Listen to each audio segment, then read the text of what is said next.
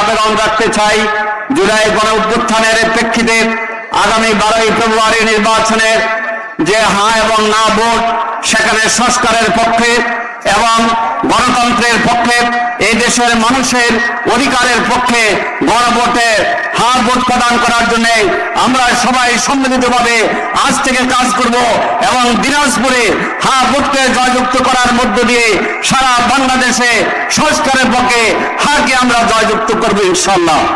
দ্বিতীয় কথা হচ্ছে, দিনাজপুরে 6টি আসন। এই 6টি আসনের মধ্যে দিনাজপুর 1, দিনাজপুর 2, দিনাজপুর 3, দিনাজপুর 4, দিনাজপুর 6, এই 6টি আসনে প্রার্থী হচ্ছে বাংলাদেশ জামাত ইসলামী মনোনীত 10 দলীয় ঐক্য সমর্থিত দাঁড়িপাল্লা মার্কা। আর 10 দলীয় ঐক্যের জাতীয় নাগরিক পার্টি এনসিপির একটি আসনে আমরা প্রার্থী মনোনয়ন দিয়েছি, সেটা দিনাজপুর 5, পার্বতীপুর এবং ফুলবাড়ি ডাক্তার আব্দুল আহাদ।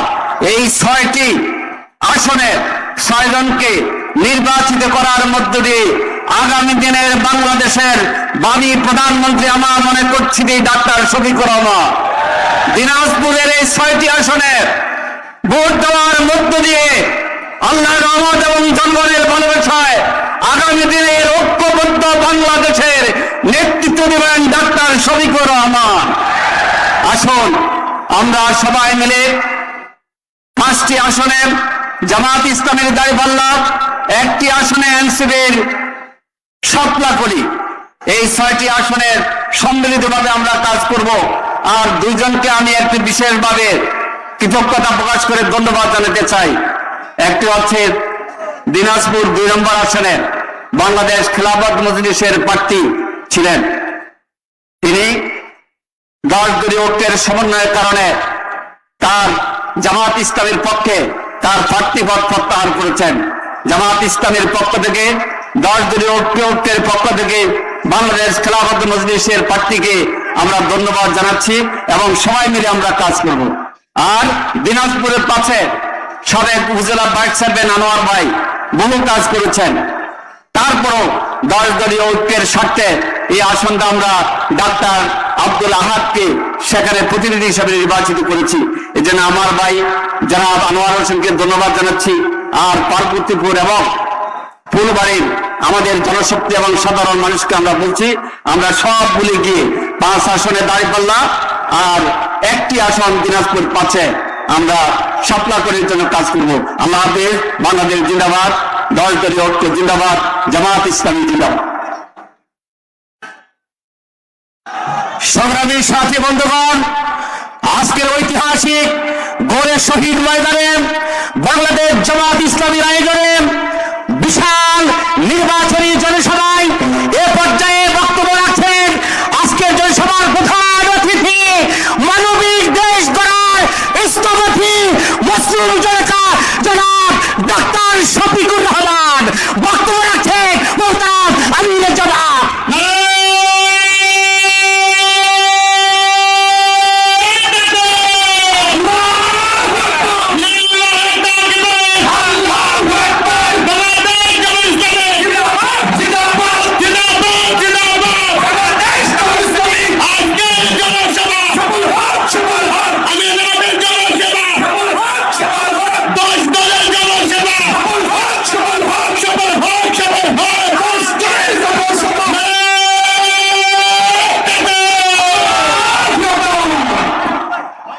আসসালামু আলাইকুম ওয়া রাহমাতুল্লাহ।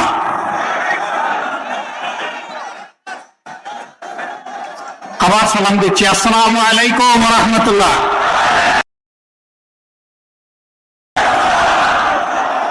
মাশাআল্লাহ, জুমার নামাজ পড়ে সবাই গড়ে শহীদ ময়দানে চলে এসেছেন, ভাইয়েরা এসেছেন, বোনেরাও এসেছেন। আওয়াজটা হালকা হওয়ারই কথা, কারণ দুপুরের খাবার তো এখন আপনারা খেতে পারেন নাই। আপনারা কেমন আছেন? আলহামদুলিল্লাহ রাব্বিল আলামিন, ওয়াসসালাতু ওয়াসসালামু আলা রাসূলিহিল কারীম ওয়া আলা আলিহি ওয়া সাহবিহি ওয়া আহলি বাইতি আজমাইন। প্রিয় দিনাজপুরবাসী ভাই ও বোনেরা, মঞ্চে বসা বাংলাদেশ জামাত ইসলামীর কেন্দ্রীয়, আঞ্চলিক এবং স্থানীয় নেতৃবৃন্দ, 10 দলীয় নির্বাচনী পক্ষের শরিক দল সমূহের সম্মানিত নেতৃবৃন্দ, বিশিষ্টজন, শহীদ পরিবারের সদস্যবৃন্দ, জুলাই যোদ্ধাবৃন্দ, আপামর দিনাজপুরবাসী, মহান রব্বুল আলমিনের শুকরিয়া আদায় করছি একটা পরিবর্তিত প্রেক্ষাপটে এটি দ্বিতীয়বারের মতো আপনাদের সামনে এসে হাজির হওয়া, দুটি কথা বলার তৌফিক আল্লাহ তাআলা আমাদেরকে দান করেছেন। প্রভু পরওয়ারদিগারের দরবারে অসংখ্য অসংখ্য শুকরিয়া, আলহামদুলিল্লাহ। 24 জুলাই, বিপ্লবের জুলাই, গণবিস্ফোরণের জুলাই, গণ অভ্যুত্থানের জুলাই, এক সাগর রক্তের জুলাই। ও জুলাই না হলে আজকে এখানে দাঁড়াতে পারতাম না, কথা বলতে পারতাম না, মানুষের কাছে যেতে পারতাম না, মানুষের অধিকারের জন্য প্রকাশ্যে লড়াই করতে পারতাম না। যাদের কারণে আজকে এখানে দাঁড়ানো, আমি আজ গভীর শ্রদ্ধার সাথে দিনাজপুরের 11 জন সহ সারা বাংলাদেশের সমস্ত শহীদদেরকে স্মরণ করছি। আমি কৃতজ্ঞতা এবং ধন্যবাদ জ্ঞাপন করছি সেই সমস্ত জুলাই যোদ্ধাদের যারা বুলেটের আঘাতে জর্জরিত হয়ে পঙ্গু হয়ে পড়েছেন, গুরুতর আহত হয়েছেন, মেরুদণ্ড আঘাত পেয়ে প্যারালাইজ হয়ে হাসপাতাল কিংবা নিজের ঘরে বিছানায় পড়ে আছেন। তাদের জন্য আমি গভীর সমবেদনা জ্ঞাপন করছি। আল্লাহ তাআলার দরবারে দোয়া করছি, আল্লাহ তাদেরকে সুস্থতার পূর্ণ নিয়ামত দান করুন। মা বোনেরা যারা জুলাইয়ের আকাঙ্ক্ষাকে সফল করার জন্য তাদের ভাইদের পাশে, সন্তানদের পাশে সাহস করে রাস্তায় নেমে এসে দাঁড়িয়েছিলেন, স্লোগান তুলেছিলেন, আকাশ বাতাস কাঁপিয়েছিলেন, জালিমের ভিড়কে থরথর করে কাঁপিয়ে দিয়েছিলেন, সেই মা বোনদেরকে আমি সেলুট জানাচ্ছি। প্রিয় দিনাজপুরবাসী, পাকিস্তান আমলে যে 19টি বড় জেলা ছিল, সেই 19 জেলার মধ্যে দিনাজপুর ছিল একটি গুরুত্বপূর্ণ জেলা। দিনাজপুরকে গণ্য করা হয় বাংলাদেশের শস্য ভান্ডার হিসেবে। সারা বাংলাদেশের খাদ্যের 3 ভাগের 1 ভাগ যোগান দেয় বৃহত্তর দিনাজপুর। এই যারা নিজের উর্বর মাটিতে কঠোর পরিশ্রম করে বাংলাদেশকে যুগের পর যুগ দিয়ে চললেন, বাংলাদেশ দিনাজপুরকে কি দিল? বৃহত্তর জেলা হিসাবে অনেক জায়গায় জেলা হেডকোয়ার্টার হয়েছে সিটি কর্পোরেশন। আপনারা কি সিটি কর্পোরেশন পেয়েছেন? পান নাই। কেন? আপনারা তাহলে কি বাংলাদেশের সৎ ভাই? সৎ ভাইকে মানুষ সম্পত্তি দিতে চায় না, তার অধিকার দিতে চায় না। আমরা এই বৈষম্যকে খতম করব ইনশাআল্লাহ। আপনাদের ভালোবাসায়, সমর্থনে বাংলাদেশ জামাতে ইসলামী যদি দেশ সেবার সুযোগ পায়, সরকার গঠনের সুযোগ পায়, আমরা আপনাদেরকে অত্যন্ত আস্থার সাথে আশ্বস্ত করছি, দিনাজপুর শহর ইনশাআল্লাহ সিটি কর্পোরেশনে রূপান্তরিত করা হবে। সিটি কর্পোরেশন হওয়ার সাথে সাথে অনেকগুলা উন্নয়ন অটোমেটিক্যালি দিনাজপুর শহর পেয়ে যাবে। এই দিনাজপুরে গ্যাস সংকট, গ্যাস নাই, বাংলাদেশের বহু জেলায় আছে। অবশ্য গ্যাসের উৎস কোথায় আছে কোথায় নেই এখনো সারা দেশ নিয়ে আমাদের কোন সরকারি সেই রকম কোন বৈজ্ঞানিক জরিপ চালায়নি। হতে পারে এখানেই গ্যাস আছে, যেহেতু কয়লার সন্ধান পাওয়া গেছে, কয়লার সাথে গ্যাসের একটা সম্পর্ক আছে। মিনারেল সায়েন্সের ছাত্র যারা, তারা এটা ভালো করে বুঝেন। হয়তো একদিন সেই সম্পদ বের হয়ে আসবে ইনশাআল্লাহ। আর নাও যদি আসে, তাহলে বাংলাদেশের অন্যান্য জায়গায় যদি গ্যাসের অংশীদারিত্ব থাকে, দিনাজপুরেরও থাকবে ইনশাআল্লাহ। আর মা বোনদেরকে কাঠ পোড়ানো সাইটে আর চোখ ঝাঁঝালো করতে হবে না, যদি ইনসাফ ভিত্তিক একটি দেশ গঠন হয়। প্রিয় দিনাজপুরবাসী, এখানে কৃষক ভাইয়েরা বোনেরা কিষানীরা বড় কষ্ট করে ফসল ফলান। বৈজ্ঞানিক প্রযুক্তির এখানে ব্যবহার খুবই সীমিত। আজকে 2026 সাল, বিশ্বের বিভিন্ন দেশ স্বাধীন হওয়ার 25 বছরের ভিতরে কৃষিতে আধুনিক যন্ত্রপাতির সমন্বয় ঘটিয়ে স্বাভাবিক অবস্থার চাইতে 4 গুণ বেশি ফসল উৎপাদন করছে। আমরা হাড় ভাঙা পরিশ্রম করি, কিন্তু আমাদের জমিতে সেই ফসল ফলে না। আমরা চাই উত্তরবঙ্গ হোক আমাদের কৃষি শিল্পের রাজধানী। আমরা সেই শিল্পই এখানে গড়ে তুলব ইনশাআল্লাহ। কৃষিকে আর পুরানো ধাঁচা এখানে চালানো হবে না। এখানে কৃষিকে আধুনিকায়ন করে, আধুনিক লজিস্টিক সরবরাহ করে, ন্যায্য এবং স্বল্প মূল্যে কৃষকের হাতে তুলে দিয়ে আমরাই জমির উৎপাদন বাড়িয়ে ফেলব। বলবেন যে কিছু কিছু উৎপাদন করার পরে ওটারই তো সঠিক বাজার মূল্য পাই না, আবার সংরক্ষণের অভাবে অনেক সময় আমাদের উৎপাদিত ফসল ধ্বংস হয়ে যায়। আমরা আপনাদেরকে কথা দিচ্ছি, ফসলের ন্যায্য মূল্য ইনশাআল্লাহ নিশ্চিত করা হবে এবং ফসল এবং সবজির সংরক্ষণ নিশ্চিত করা হবে। জায়গায় জায়গায় সংরক্ষণাগার গড়ে তোলা হবে, তাহলে সারা বছর বাংলাদেশের মানুষ স্বস্তির সাথে ন্যায্য দামে, কমেও নয় বেশিতেও নয়, তারা সেই কৃষি পণ্যগুলা পাবেন। কারা করবে এটা? যারা মানুষের তকদির নিয়ে টানাটানি করে তারা, নাকি যারা আল্লাহকে ভয় করে মানুষের আমানত রক্ষার জন্য সদা ভীত সন্ত্রস্ত থাকে তারা? যারা আল্লাহকে ভয় করে তারাই করবে ইনশাআল্লাহ। দিনাজপুরের মানুষ শিক্ষিত এবং ভদ্র, এইখানে কোনো চাঁদাবাজি হয় না। ও মা, এখানেও হয়? শিওর? আরো বেশি? বেশি না কম? আচ্ছা, এটাও বাদ দিলাম, হয় এটা ধরে নিলাম। ছাতাবাজিকে ভালোবাসেন যারা, তারা একটু হাত তুলেন দেখি। ছাতাবাজের বন্ধু হতে যারা রাজি, তারা একটু হাত তুলেন। আসলে ছাতাবাজরা এত জ্বালাইছে, কোন জায়গায় হাত তুলবে আর কোন জায়গায় নামাবে অনেকে সেটাই টের পাচ্ছে না। ছাতা নিয়ে মানুষকে দিশাহারা করে ফেলেছে। পিঠাপুলির একটা দোকান নিয়ে আমার একটা মা বসেছে রাস্তার পাশে ফুটপাতে, ছোট্ট একটা ভ্যানের উপরে, সেইখানে আসে চাঁদা ছয়। লজ্জা হয় না? এই মাকে আমার দেশ এখনো সম্মানিত করতে পারেনি। পেটের কুতার জ্বালায় ক্ষুধা নিবারণ করতে নিজের ঘরে হাতের তৈরি জিনিসগুলো নিয়ে এখানে এসেছে বাচ্চাদের মুখে একটু খাবার তুলে দেবে, তুমি এসে ডাকাতের মতো সেখানে অংশ বসাও। লজ্জিত আমরা, লজ্জিত বাংলাদেশ। এই লজ্জার হাত থেকে বাংলাদেশকে আমরা উদ্ধার করতে চাই।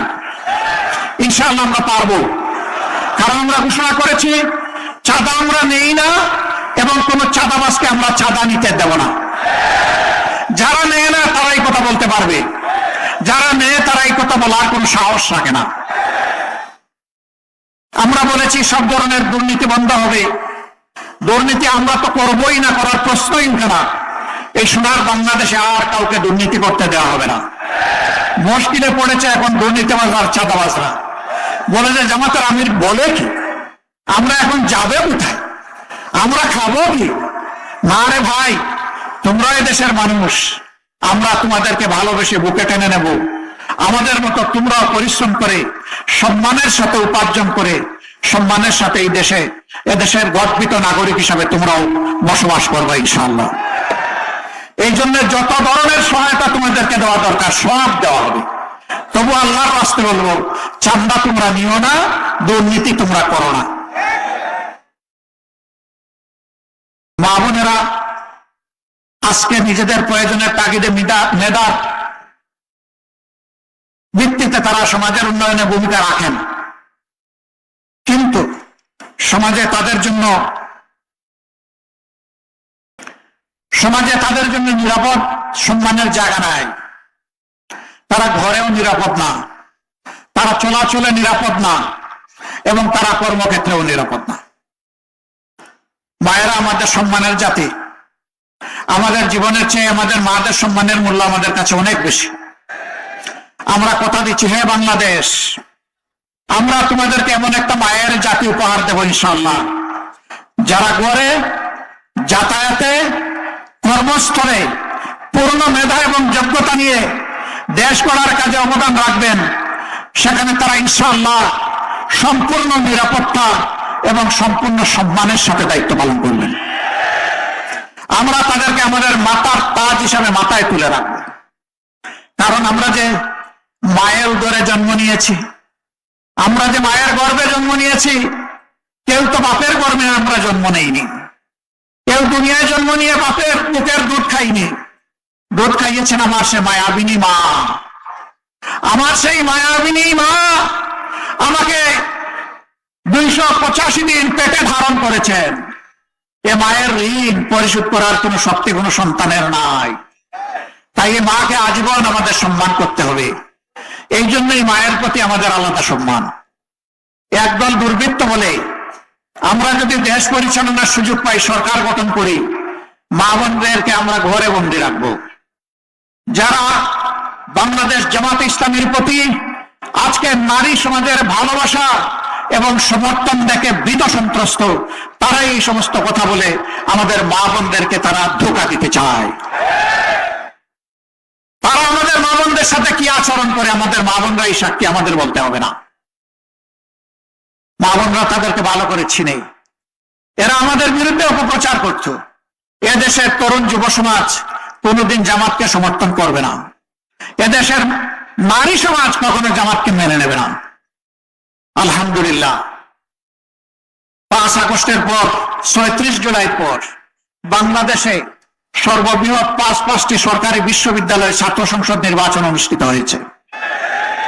সেই নির্বাচনগুলোতে আমাদের মেয়েরা প্রমাণ করেছে যে আমরা ছেলেদের চাইতেও ছাত্র শিবিরকে আমাদের আস্থার জন্য বেশি পছন্দ করি। ওদেরকে জিজ্ঞেস করা হয়েছে, তোমার তো ড্রেস টেস ঠিক নাই, তুমি ছাত্র শিবিরকে ভোট দিবা কেন? বলছে যে ছাত্র শিবিরের কাছে আমরা নিরাপদ, এই জন্য ছাত্র শিবিরকে ভোট দেব। মায়েরাও আজকে তাই বলছেন, জামাত ইসলামের কাছে আমরা নিরাপদ, এই জন্যই আমরা জামাত ইসলামকে বেছে নেব। মুবারকবাদ আপনাদেরকে। বহু জায়গায় আমাদের মাদের উপর আক্রমণ শুরু হয়ে গেছে। কালকে কিছু মাকে সান্ত্বনা দিতে গিয়ে বলেছিলাম, আপনারা বড় গর্বিত, আপনারা ইসলামের সোনালী ইতিহাসের উজ্জ্বল নক্ষত্র। আল্লাহ নবীর কাছে, মুহাম্মদ রাসূলুল্লাহ সাল্লাল্লাহু আলাইহি সাল্লামের কাছে কোরআন নাযিল হওয়ার পর সর্বপ্রথম যিনি জীবন দিয়েছেন তিনি আমাদের আম্মা জান, আমাদের গর্বিত মা হযরত সুমাইয়া রাদিয়াল্লাহু তাআলা। তার আগে কোনো পুরুষ শাহাদাত বরণ করেননি। উহুদের ময়দানে রাসূল করিম সাল্লাল্লাহু আলাইহি সাল্লামকে শত্রুপক্ষ যখন তলোয়ার, নেজা, বল্লম, বর্ম, খঞ্জর, তীর দিয়ে একের পর এক আঘাত করতে এসেছিল, পুরুষরা তখন যুদ্ধের ভয়াবহ সময়ে নবী করিম সাল্লাল্লাহু আলাইহি সাল্লামের পাশে ছিলেন না। আমাদের আম্মা জান হযরত নুসাইবা রাদিয়াল্লাহু তাআলা আনহা চতুর্দিকে ঘুরে ঘুরে আল্লাহ রাসূলের ঢাল হয়ে কাজ করেছিলেন। যুদ্ধের পরে তার দেহে 70টা ভারী জখম, তাজা রক্ত ঝরছিল, তীর তখনও ঝুলছিল। ভাঙা দাঁত দিয়ে রাসূল করিম সাল্লাল্লাহু আলাইহি সাল্লাম মায়ের দেহ থেকে তীরগুলো খুলে দিয়েছিলেন। নিজের মুখের লালা নিয়ে মাবুদের নাম নিয়ে লেপে দিয়েছিলেন, তিনি সুস্থ হয়ে উঠেছিলেন। মুতার যুদ্ধে মক্কার জীবনে যিনি সবচেয়ে বেশি আল্লাহ রাসূলকে কষ্ট দিয়েছেন নারী হিসাবে, তিনি ছিলেন আবু সুফিয়ানের স্ত্রী হিন্দা। উহুদের যুদ্ধে হামজা রাদিয়াল্লাহু তাআলা আনহুর বুক ছিঁড়ে কলিজা টেনে বের করে চিবিয়েছিলেন জিভ মেটাতে গিয়ে। তিনি যখন ইসলাম কবুল করলেন, মুতার যুদ্ধের একজন যোদ্ধা হিসাবে অংশগ্রহণ করলেন। ভয়াবহ যুদ্ধ, থরথর করে মুজাহিদদের পা কেঁপে উঠল। তারা একটু পিছন ফিরতে চেয়েছিলেন, এই মা ডানা মেলে চিৎকার দিয়ে বাঘিনীর মতো দাঁড়িয়ে বলেছিল, সাবধান, যুদ্ধের ময়দানে মুমিনদের জন্য পিছে ফেরা সম্পূর্ণ হারাম। কাউকে আমি পিছে ফিরতে দিব না, সামনে এগোতে হবে। আমার তলোয়ার তোমাদের সাথে শত্রুর বিরুদ্ধে জ্বলকে উঠবে ইনশাআল্লাহ। মুমিনরা এগিয়ে দিয়েছিলেন, যুদ্ধে বিজয় লাভ করেছিলেন, হাসি মুখে মদিনায় ফিরেছিলেন। আপনারা সেই মায়ের জাতি। এই অলংকার, এই অহংকার আপনাদের। আল্লাহ আপনাদের সম্মান বৃদ্ধি করে দিন। বাংলাদেশের মুসলিম জনতার মুক্তির জন্য আপনারা 24-এ যে সাহসী দায়িত্ব পালন করেছেন, আরেকটা যুদ্ধ, ভোট যুদ্ধ হবে আগামী 12 তারিখ, সেখানে একই দায়িত্ব পালন করবেন ইনশাআল্লাহ। তাহলে মায়েদেরকে এই দায়িত্ব দিয়ে আপনারা কি অবসরে চলে যাবেন? আপনারা তার চাইতে বেশি জ্বলে উঠবেন ইনশাআল্লাহ। আপনার ভোট আপনি দিবেন, যাকে পছন্দ তাকেই দেবেন। ওই আগের স্লোগান বাতিল। একদল দুষ্ট বলতো, আমার ভোট আমি দিব, তোমারটাও আমি দিব, ওইটা শেষ। তোরটা তুই দে, আমারটা আমি দেব। আমারটা দিতে আসলে কাউকে ছেড়ে দেব না। পারবেন? আলহামদুলিল্লাহ। এমন বাংলাদেশ আমরা করতে চাই যেখানে শিশুটি জন্ম নেওয়ার পরে সে তার 3টি অধিকার সাথে সাথে পেয়ে যাবে। একটা হচ্ছে তার বাঁচার অধিকার, অর্থাৎ তার পুষ্টির অধিকার। দ্বিতীয়টা তার সুস্বাস্থ্য রক্ষার অধিকার, অর্থাৎ স্বাস্থ্য সেবা। তৃতীয়টা তার শিক্ষার অধিকার। এই দিয়ে শুরু। এরপরে সে কিশোর হবে, যুবক হবে, সুশিক্ষা নেবে, সে দক্ষ হবে, সে দেশে কিংবা বিদেশে এই দেশের জন্য কাজ করবে। আর গর্বের সাথে পরিচয় দেবে, আমি একজন বাংলাদেশী। এই শিশু এই 3 উপাদানে বড় হলে জীবনেও চাঁদাবাজ হবে না ইনশাআল্লাহ। সে মাদকসেবী হবে না, সন্ত্রাসী হবে না। তার কারণে তার পরিবার, তার মা বাবা এবং সমাজ সম্মানিত হবে ইনশাআল্লাহ। আমরা সেই বাংলাদেশ করতে চাই। আগেই বলেছি, মা বোনেরা যেখানে সম্পূর্ণ নিরাপদ থাকবেন। আমরা ওই বাংলাদেশ করতে চাই যেই বাংলাদেশের শিক্ষা প্রতিষ্ঠানে আর কোনো গণরুম তৈরি হবে না, আর কোনো মায়ের সন্তানকে জীবন দিতে হবে না, আর কোনো রক্ত ঝরবে না। সেখানে চলবে জ্ঞান এবং প্রজ্ঞার প্রতিযোগিতা, গবেষণার প্রতিযোগিতা। অস্ত্রের ঝনঝনানি আর ওই সমস্ত শিক্ষা প্রতিষ্ঠানে হবে না। আমাদেরকে মানুষ জিজ্ঞেস করে, আপনারা যদি একটা বাংলাদেশ সরকার গঠন করার সুযোগ পান, দেশটি কেমন হবে? আমি বলি, আজকের ঢাকা বিশ্ববিদ্যালয় যেমন হয়েছে তার চেয়ে ভালো হবে ইনশাআল্লাহ। ঢাকা বিশ্ববিদ্যালয়ে কাজ শুরু করেছে, 6 মাস হয়নি। জনগণ যদি আমাদেরকে আল্লাহর মেহেরবানিতে ম্যান্ডেট দেয়, আমরা 5 বছর পাবো। ওরা 1 বছরের জন্য নির্বাচিত হয়েছে, আমরা সুযোগ পাবো 5 বছর। সেই 5 বছর আমরা এদেশের জনগণকে সাথে নিয়ে জনগণের জন্য জনবান্ধব বাংলাদেশ গড়ে তুলবো ইনশাআল্লাহ। আজ ঢাকা বিশ্ববিদ্যালয়ে মাদকসেবী নাই, বখাটে নাই, গুন্ডাপান্ডা নাই, বাইরের সন্ত্রাসীদের প্রবেশ নাই। আজকে সেখানে আছে সুস্থ পরিবেশ আর শিক্ষার প্রতিযোগিতা। সেই বাংলাদেশি আমরা স্বপ্নে দেখি, ওই বাংলাদেশি আমাদের ভীষণ, ওই বাংলাদেশি ইনশাআল্লাহ আমরা করব। সম্মানিত দেশবাসী, আমরা ওই বাংলাদেশটা করতে চাই যেখানে বিচার অর্থের বিনিময়ে কেনা যায় না, যেখানে বিচার গরিব, ধনী, শিক্ষিত, স্বল্প শিক্ষিত কিংবা শিক্ষার অলবঞ্চিত সকলের জন্য সমান হবে।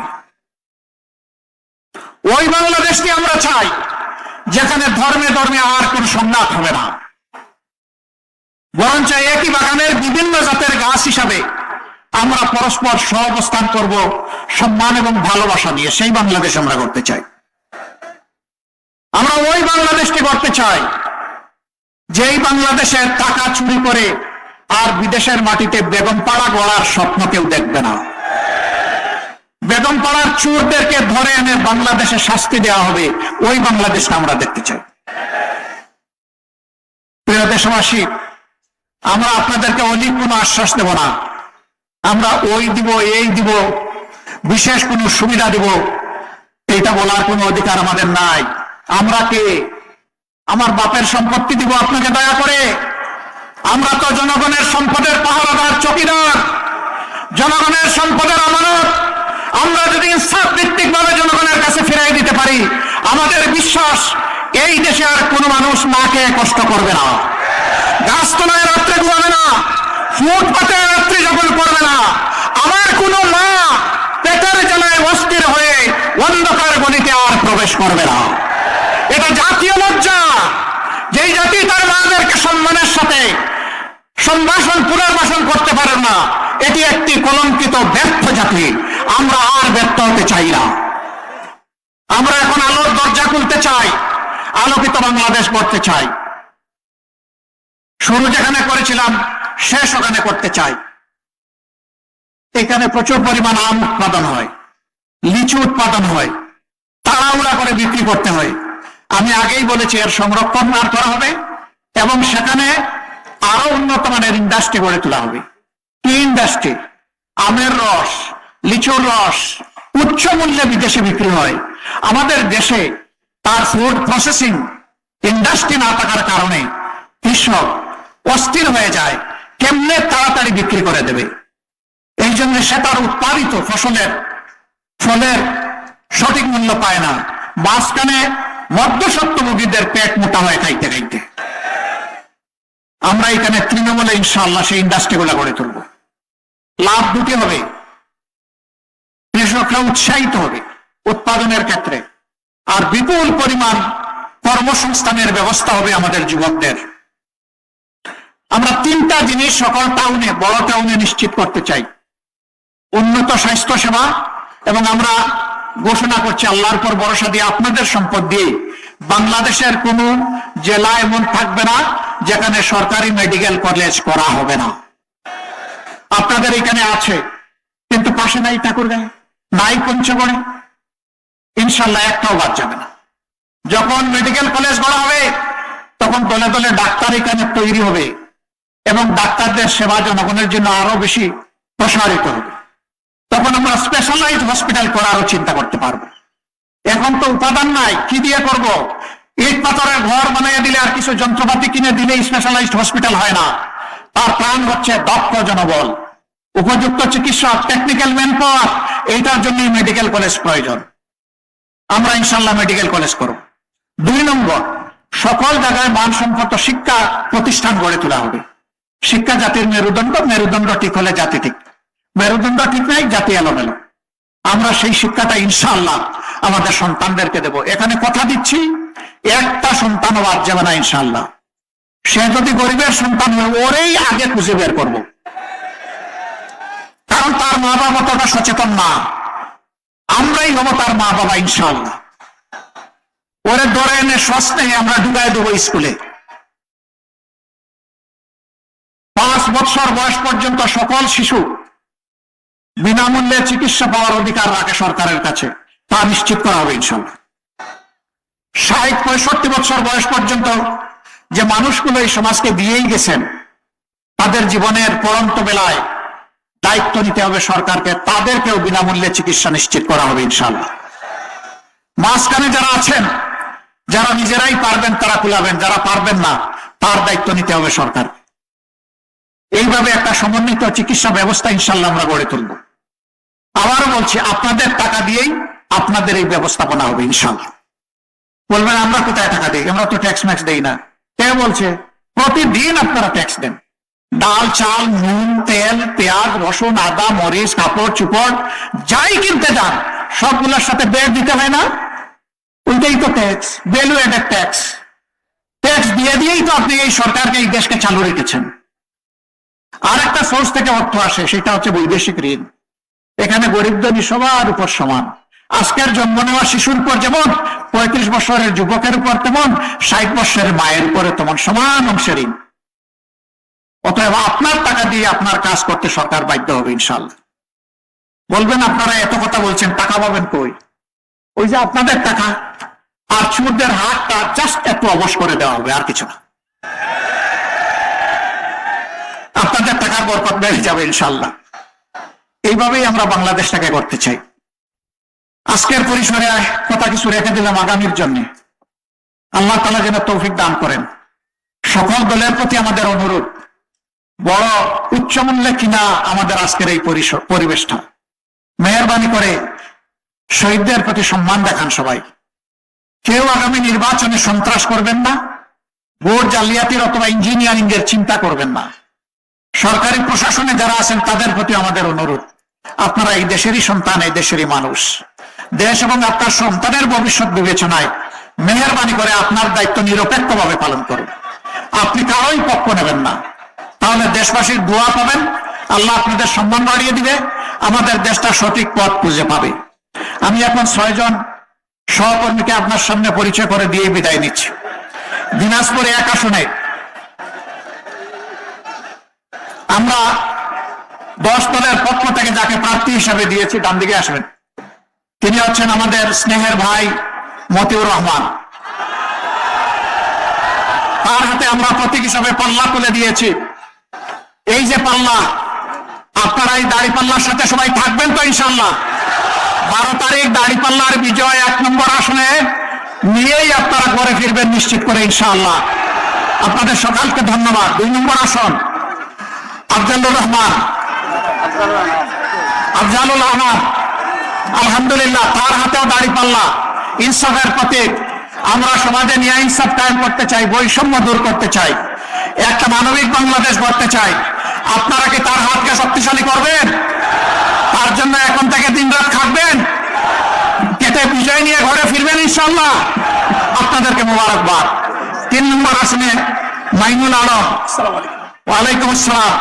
এই যে মুরব্বী মানুষটা সাদা হতে হতে লাল হয়ে গিয়েছেন, এই মানুষটাকে আপনাদের ভালো লাগে, মায়া লাগে?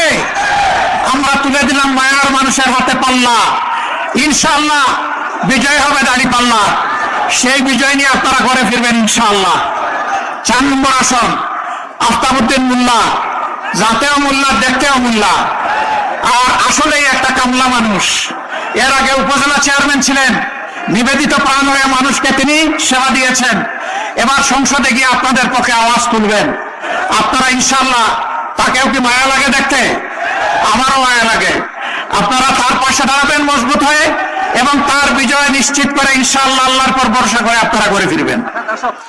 এরপরে 5 নম্বর আসন ডাক্তার আব্দুল আহাদ, এনসিপির পক্ষ থেকে তাকে এখানে আমরা প্রার্থী হিসাবে 10 দলের পক্ষ থেকে দিয়েছি। তাকেই দাড়িপাল্লা মনে করবেন, তাকেই রিক্সা মার্কা মনে করবেন, তাকেই দেওয়ালগড়ি মনে করবেন, তাকেই ভোট গাছ মনে করবেন, তাকেই ছাতা মার্কা মনে করবেন, আখের তাকে সাতলাকলি মনে করবেন এবং মনে করে একসাথে লড়াই করবেন ইনশাআল্লাহ। তারও বিজয় ছিনিয়ে এনে আপনারা ইনশাআল্লাহ ঘরে ফিরবেন। আপনাদেরকে ধন্যবাদ। সর্বশেষ আনোয়ারুল ইসলাম, দিনাজপুর জেলার সাবেক আমির, দীর্ঘদিন তিনি মাঠে ময়দানে চষেছেন, এই ময়দানকে তৈরি করেছেন। একবার তাকে ঠকানো হয়েছে, এবার আর কেউ ঠকাতে পারবে না ইনশাআল্লাহ। এবার আপনারা তার হাতের দাড়ি পাল্লাকে বিজয়ী করে ইনশাআল্লাহ ঘরে ফিরবেন। আপনারা রাজি আছেন? সবাইকে নিবে ঝাঁপিয়ে পড়বেন ইনশাআল্লাহ তাআলা নাজিম।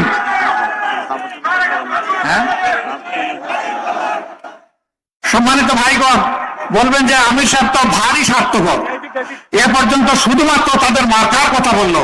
আমাদের গণভোটের কি হবে? গণভোটে কি বলবো আমরা? গণভোটে কি বলবো? নতুন বাংলাদেশের জন্য কি বলবো? পরিবর্তনের বাংলাদেশের জন্য কি বলবো? দুর্নীতিমুক্ত বাংলাদেশের জন্য কি বলবো? ফ্যাসিবাদ মুক্ত বাংলাদেশের জন্য কি বলবো? চাঁদাবাজ মুক্ত বাংলাদেশের জন্য কি বলবো? আল্লাহ হাফেজ। বাংলাদেশ জিন্দাবাদ, বাংলাদেশ জামাতে ইসলামী জিন্দাবাদ, 10 দলীয় নির্বাচনী ঐক্য জিন্দাবাদ।